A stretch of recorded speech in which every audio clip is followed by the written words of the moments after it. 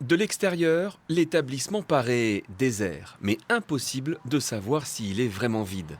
Les portes et les volets de cet hôtel en bord de route semblent perpétuellement clos. À quelques kilomètres de là, au cœur de Saint-Pierre-de-Chandieu, la vaste opération de gendarmerie relatée dans la presse n'est pas au centre des conversations. Mais certains habitants ne sont pas étonnés d'apprendre que cet hôtel était très particulier. Par rapport au comité des fêtes, c'est un hôtel qu'on n'a jamais pu réserver pour loger des groupes de musique qui viennent au carnaval. Jamais on a eu un contact, jamais on a eu de réponse. Donc nous, c'est vraiment suspect, quoi. Ça a toujours été suspect. Un hôtel qui ne prend jamais de clients, des occupants trop discrets, un lieu en retrait où l'on apercevait parfois des femmes voilées. Ce samedi, une voiture immatriculée en Belgique, considérée comme suspecte, a justifié la perquisition des gendarmes.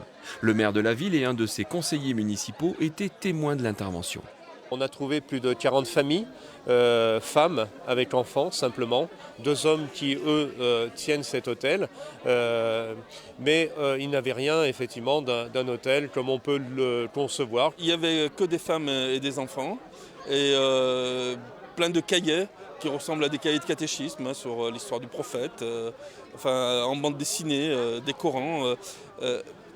Pas vraiment de salle de prière, enfin pas à mon avis, hein, mais on sent vraiment qu'il y avait quelque chose qui était vraiment de la pédagogie par rapport à l'islam. Hein.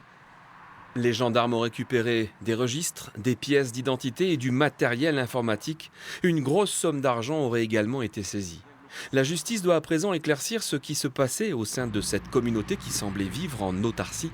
Une quarantaine de familles laissées libres mais redevenues aujourd'hui complètement invisibles.